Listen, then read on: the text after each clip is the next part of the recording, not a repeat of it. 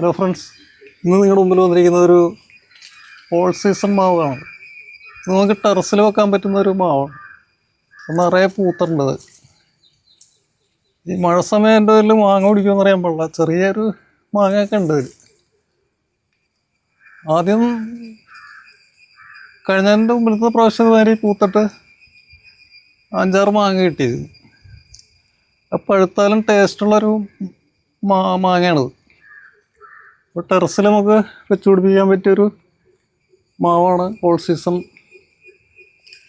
Thailand all season മാവെന്ന് അതിനിപ്പോൾ അറിയപ്പെടുന്നു.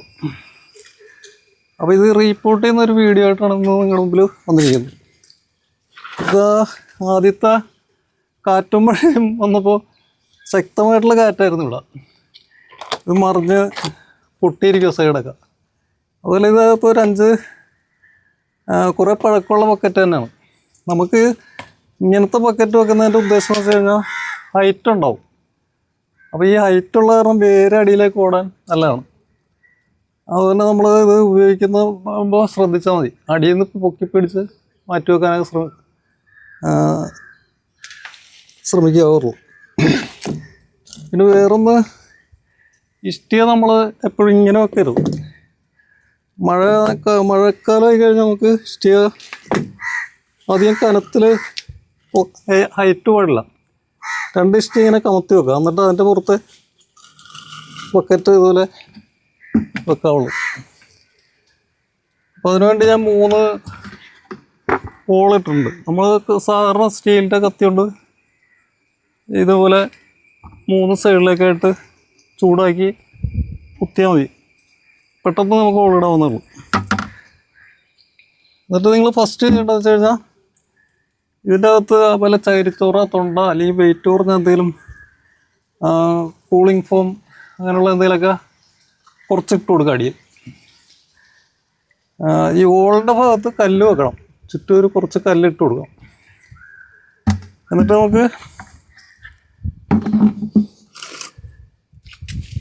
ഇത് ആകെ പൊട്ടിയിരിക്കുകയാണ്. അപ്പോൾ നമുക്ക് ഇങ്ങനെ പൊട്ടിച്ചെടുക്കാൻ പറ്റുള്ളൂ.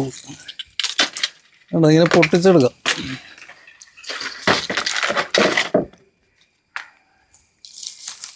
ഇതിൽ മാവ് പൂത്തുണ്ട്. ശരിക്കും പൂത്തിരിക്കുന്ന മാവാണ്. കണ്ണിമാങ്ങ ഉണ്ട് ഞാനിതിൽ. അപ്പോൾ നമ്മളിത് ഞാൻ ജസ്റ്റ് നിങ്ങളെ കാണിച്ചു തന്നെയാണ്. ബക്കറ്റിൽ കുറച്ച് അടിയിൽ മണ്ണ് വേണമെങ്കിൽ കളയാം. അടിയിൽ മണ്ണ് കളഞ്ഞതിന് ശേഷം ഇതിൻ്റെ അകത്ത് കുറച്ച് വെയിറ്റ് കുറഞ്ഞ വല്ല കരിയില അങ്ങനെ എന്താണെങ്കിലും തൊണ്ട എന്തെങ്കിലും ഇട്ട് ഇതുപോലെ ഇട്ടതിന് ശേഷം ഇതുപോലെ വെച്ച് കൊടുക്കാം. എന്നിട്ട് ചുറ്റും കുറച്ച് മണ്ണിട്ട് കൊടുക്കുക. വേണമെങ്കിൽ കുറച്ച് വളം, എല്ലുപൊടി, ചാണകപ്പൊടി, വേപ്പിൻ പിണ്ണാക്ക്, കുറച്ച് വേപ്പിൻ പിണ്ണാക്ക് ഇടുക. എല്ലാം കുറച്ചേ ഇടാവുള്ളൂ. മണ്ണുമായിട്ട് മിക്സ് ചെയ്ത് ചുറ്റും ഇട്ട് കൊടുക്കുക.